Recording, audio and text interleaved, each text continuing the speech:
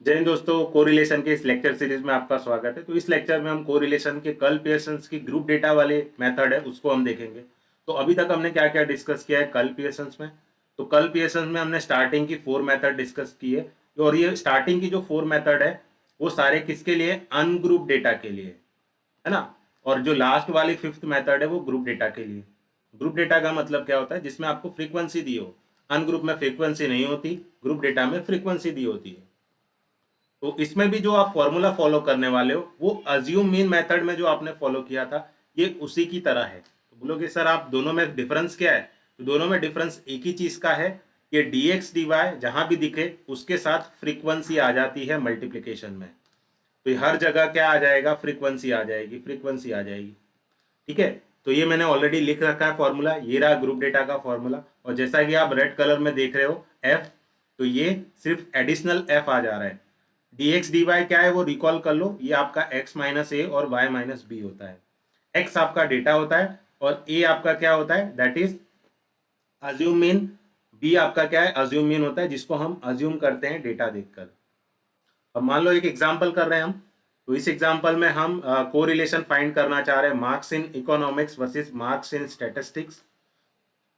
तो यहाँ पर हम रिलेशनशिप फाइंड कर रहे हैं कि is there any relationship between the is there any correlation between marks in economics और मार्क्स इन स्टैटिस्टिक्स।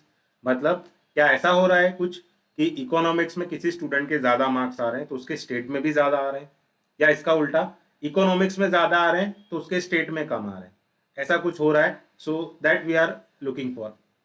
तो आपको क्या करना है, आपकी टेबल वैल्यू के साथ कुछ एडिशनल ये 3 कॉलम्स ऐड करने हैं। यहाँ भी लेफ्ट साइड और राइट साइड 3 कॉलम ऐड करने। तो according to the requirement of your formula आपको F D X D Y, F D X और एफ डी एक्स स्क्वायर चाहिए। Similarly F D X D Y, F D Y और F D Y square चाहिए। और ऊपर और नीचे 3 additional रो लगा देना, क्योंकि हमें इन 3 चीजों की यहाँ जरूरत है और यहाँ भी जरूरत है। ओके। नेक्स्ट क्या करना है आपको, ये जो फ्रीक्वेंसीज का सम दिया है, देखो ये रो वाइज एडिशन करके यहाँ 5 लिखा है, 2 6 1 प्लस 2 ये 11।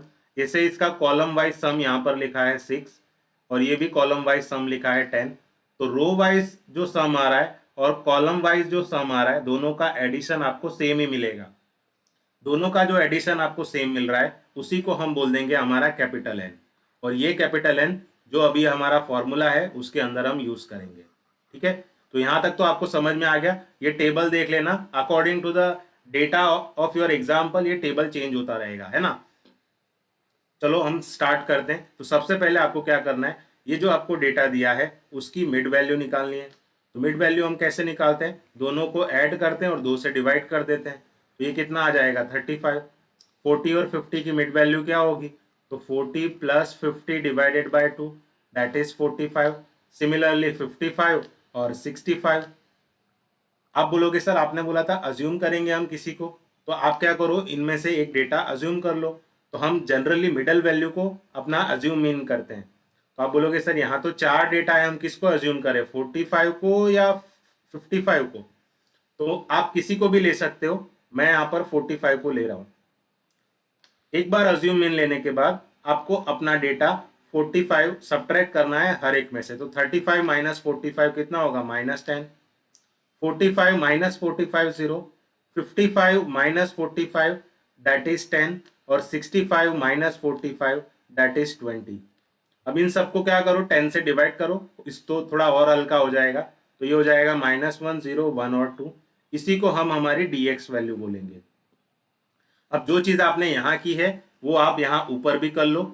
ठीक है। तो इनकी मिड वैल्यू क्या है, 30 और 40 की मिड वैल्यू अभी हमने निकाली थी 35।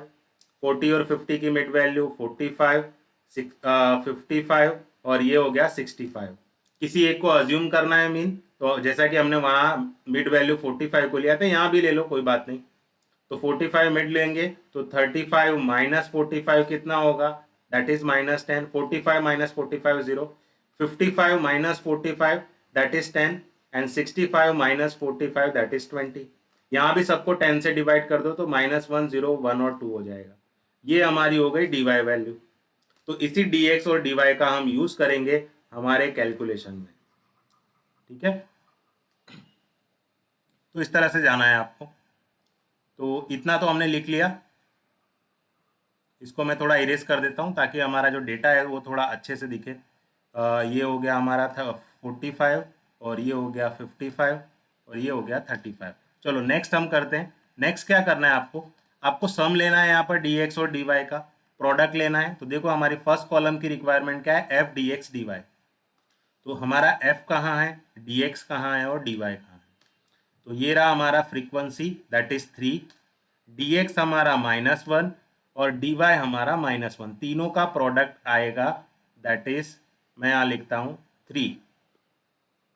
नेक्स्ट फ्रीक्वेंसी हमारी क्या है 1, डी एक्स हमारा -1 और डी वाई हमारा 0 है। तो क्योंकि प्रोडक्ट में 0 आ गया है तो ये सबको 0 कर देगा। नेक्स्ट फ्रीक्वेंसी है 1, डी वाई है 1 और डी एक्स तो -1 ही है। तो 1 इंटू -1 इंटू 1 दैट इज -1। अब यहाँ पे डैश लिखा है तो फ्रीक्वेंसी तो दी नहीं है तो कुछ भी नहीं आएगा यहाँ पर। चलो जो टास्क आपने फर्स्ट रो के लिए किया था वही आप सेकेंड रो के लिए भी करो। तो यहाँ पर देखो हमारी फ्रीक्वेंसी क्या है 2 है, डी एक्स कितना है 0 है और डी वाई कितना है -1। क्योंकि प्रोडक्ट में 0 आ चुका है तो ये आपको 0 कर देगा।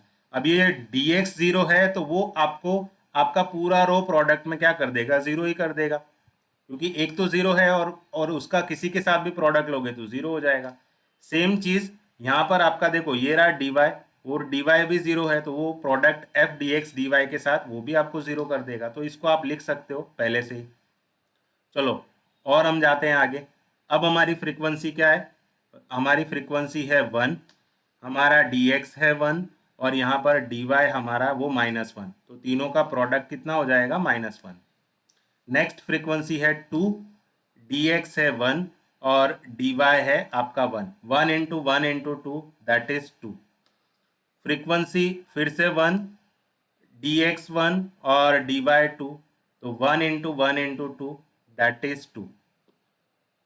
तो यहाँ पर नेक्स्ट क्या करना है आपको, यहाँ पर डैश लिखा है तो यहाँ पे कुछ भी नहीं आएगा। हमारी नेक्स्ट फ्रीक्वेंसी है 1, डी एक्स है 2 तो 1 इंटू 2 2 और आपका डी वाई कितना है दैट इज 1, तो 1 इंटू 2 इंटू 1 दैट इज 2। तो मैं यहाँ लिख देता हूँ 2।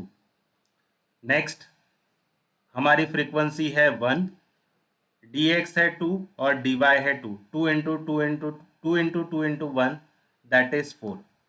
तो जैसा कि हमने ये कर लिया है उसके बाद क्या करना है, आपको सम लिखना है। कैसा सम लिखना है हमें, तो ये रहा हमारा 3, 3 प्लस 0 1, 1 3 प्लस 0 3 हुआ और ये -1 तो यहाँ पर आपको क्या मिलेगा 2।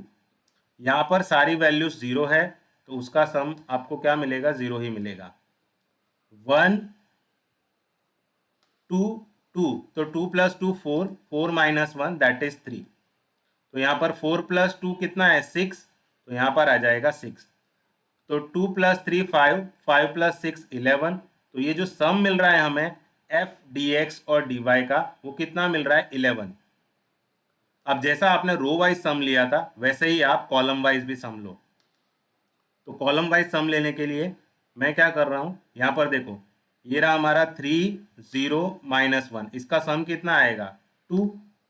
यहाँ तो सारी एंट्री 0 है तो 0 -1 2 और 2 यहाँ पर कितना आएगा 3 और 0 2 और 4 यहाँ पे कितना आएगा 6। तो यहाँ पर भी जब आप F D X D Y का सम लोगे तो आपको कितना मिलेगा 11 ही मिलेगा। दोनों तरफ आपका सम हमेशा सेम ही मिलेगा। अगर सेम नहीं आ रहा है तो इसका मतलब है आपने कुछ गलती की है। चलो इतना तो कर लिया। अब नेक्स्ट क्या करना है आपको, मैं थोड़ा इसको इरेज कर दे रहा हूँ ताकि हमारा जो डेटा है नेक्स्ट ऑपरेशन जो हमें करना है वो मैं थोड़ा अच्छे से लिख पाऊँ, वरना बहुत ज़्यादा कन्फ्यूजिंग हो जाएगा। अच्छा इसके बाद क्या करना है आपको, एफ डी एक्स चाहिए। तो फ्रीक्वेंसी ये रही हमारी और डी एक्स कितना है हमारा -1। तो 5 into -1 that is -5, 11 into 0 is 0, 6 into 1 is 6 and 3 into 2 is 6। तो ये कितना हो जाएगा 6 प्लस 6 दैट इज 12। इसका सम कितना आ जाएगा 12 -5 तो 12 माइनस 5 कितना हो जाएगा, दैट इज 7। तो sum of F D x कितना मिलेगा आपको, 7। अब क्या करना है, dx का स्क्वायर और f के साथ मल्टीप्लाई करना है। तो हमारा dx क्या है, -1। तो -1 का स्क्वायर कितना है, 1। उसको 5 से मल्टीप्लाई करेंगे तो 5। 0 का स्क्वायर 0 इंटू 11 इज 0। 1 का square 1। 1 into 6 is 6 and 2 square is 4। 4 into 3 that is 12। तो एफ डी एक्स स्क्वायर का सम कितना आएगा, सम ऑफ एफ डी एक्स का स्क्वायर 12 प्लस 6 18। 18 और 5 दैट इज 23। तो इसका सम मिला हमें 23। अब जो टास्क आपने ये कॉलम के लिए किया है वही आप रो वाइज भी करो। तो यहाँ पर आपको क्या करना है, एफ डी वाई चाहिए। तो ये रही हमारी frequency that is 6। D Y क्या है हमारा -1। तो 6 into -1 that is -6। 10 into 0 is 0। 5 into 1 is 5, then 4 into 2 is 8। तो sum of F D Y ये कितना मिलेगा, 5 plus 8 13। 13 minus 6, so 13 minus 6 that is 7। तो यहाँ पर आपको एफ डी वाई 7 मिलेगा। एफ डी वाई का square F into D Y का स्क्वायर, तो एफ तो हमारा दिया हुआ है यहाँ पर, है ना। तो 6 इंटू -1 का स्क्वायर दैट इज 1। तो यहाँ पर आपको क्या मिलेगा, 6। 0 का स्क्वायर तो 0 ही होता है, उसको 10 से मल्टीप्लाई करोगे तो 0 ही मिलेगा। 5 टाइम्स 1 का स्क्वायर दैट इज 5। 4 टाइम्स 2 का स्क्वायर, 2 का स्क्वायर 4 होता है, 4 इंटू 4 कितना हो जाएगा, 16। तो sum of F D Y का स्क्वायर कितना आएगा, 6 प्लस 5 11। 11 और 16 तो ये आपको कितना मिलेगा, 27। तो ये सारी वैल्यूज हम हमारे फॉर्मूले में रखते हैं। तो n हमारा कितना था, व्हाट इज अवर n। तो ये रहा हमारा n जो कि 25 दिया हुआ है। तो मैं यहाँ लिख देता हूँ हमारा n कितना है, 25। Sum of F D X D Y, F D X D Y का दोनों में सम हमारा कितना आ रहा था, 11। तो मैं यहाँ लिख देता हूँ 11 minus sum of F D X sum of F D Y. तो दोनों देख लेते हैं हम। Sum of F D X 7 है, sum of F D Y भी 7 है, दोनों ही 7 है। तो मैं यहाँ लिख देता हूँ 7 into 7। Now divided by square root of n हमारा कितना है, that is 25। Now sum of F D X square, तो sum of F D X square कितना है हमारा, 23। तो मैं यहाँ लिख देता हूँ 23 minus sum of F D X का whole square. Sum of F D X हमारा 7 था, तो 7 का whole square. Again square root of n हमारा कितना है, 25।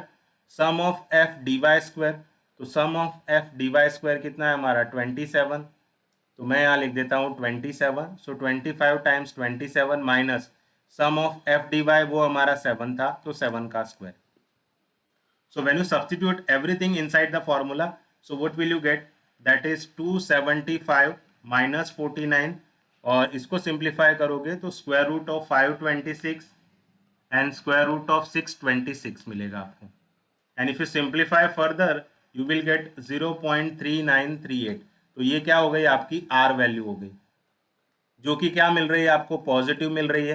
तो ये कौन सा कोरिलेशन हुआ, पॉजिटिव कोरिलेशन। यानी या तो आपके दोनों वेरिएबल इंक्रीज हो रहे हैं या दोनों वेरिएबल डिक्रीज हो रहे हैं। इसका मतलब क्या है, यानी अगर इकोनॉमिक्स में ज़्यादा मार्क्स आ रहे हैं तो उसके स्टेट में भी ज़्यादा आ रहे हैं, और अगर इकोनॉमिक्स में कम आ रहे हैं तो उसके स्टेट में भी कम आ रहे हैं। That is what the meaning of positive correlation. Now 0.39 इसकी इंटेंसिटी भी देखते हैं किस तरह का कोरिलेशन है। तो 0.39, 0.25 और 0.75 के बीच में कहीं आएगा। तो ये किस तरह का कोरिलेशन है, मॉडरेट डिग्री पॉजिटिव कोरिलेशन है। तो आई होप आपको ये एग्जाम्पल समझ में आया, और ये टेबल में कैसे आपको सब्स्टिट्यूट करनी है वैल्यू, और सम कैसे निकालना है, और फॉर्मूले में कैसे रखना है, वो भी समझ में आया। तो अगर आपको ये एग्जाम्पल समझ में आया तो आप ये सेकेंड वाला एग्जाम्पल खुद से ट्राई करना, और कमेंट बॉक्स में आंसर लिखना मत भूलना। Thank you everyone.